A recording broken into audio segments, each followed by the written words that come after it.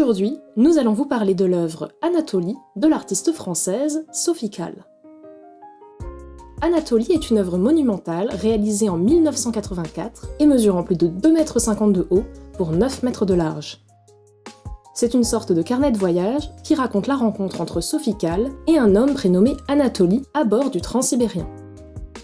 Avec 265 photos et un texte, on revit ce voyage en train à travers la Russie en octobre 1984. Sophie Calle est une artiste française née en 1953. On peut résumer son travail en 3 points. Petit 1. Le récit. Avec ses œuvres, Sophie Calle invente et raconte des histoires, comme lorsqu'elle prend un inconnu en filature, ce qui l'emmène jusqu'à Venise, dans l'œuvre Suite vénitienne de 1980. Petit 2. L'autobiographie. Sophie Calle met souvent en scène sa propre vie et les rencontres qu'elle fait. Elle fait entrer le spectateur dans son intimité. Petit 3. Texte et photographie. Sophie Calle est avant tout photographe. Pour raconter ses histoires, elle prend beaucoup de photos, qu'elle accompagne souvent d'un texte qu'elle a écrit.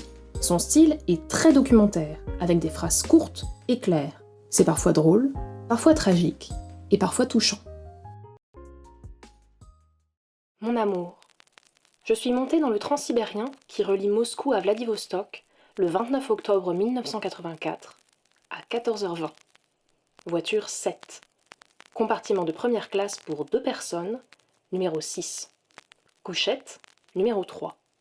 Mon compagnon de voyage allait être l'occupant de la couchette numéro 4. Je me suis assise et je l'ai attendu. À 14h30, il est entré. C'est un homme d'environ 60 ans. Il me regarde, pousse un cri de surprise. Il me parle en russe. Je lui réponds en français que je ne comprends pas. De nouveau, un cri lui échappe. Il dit « De Gaulle ». Puis après un silence, il demande « Karpov ? Kasparov ?» Il désire savoir si je sais jouer aux échecs. Je fais signe que non. Il se voile la face de ses mains pour mimer le désespoir. Drôle de rencontre que celle de Sophie Calle avec Anatolie. Elle a 31 ans, il en a 68. Il ne parle que quelques mots de français, Marchais, Mitterrand, De Gaulle. Elle ne parle que quelques mots de russe, Koratchobon, Zavtra, demain.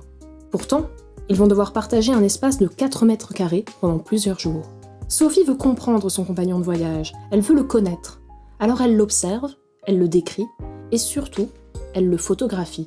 Les 265 photos nous montrent Anatolie sous tous les angles, qui dort, qui mange, qui lit, et qui joue aux échecs, évidemment. On voit son visage, ses mains, ses affaires, en gros plan, comme si nous étions dans le compartiment avec lui.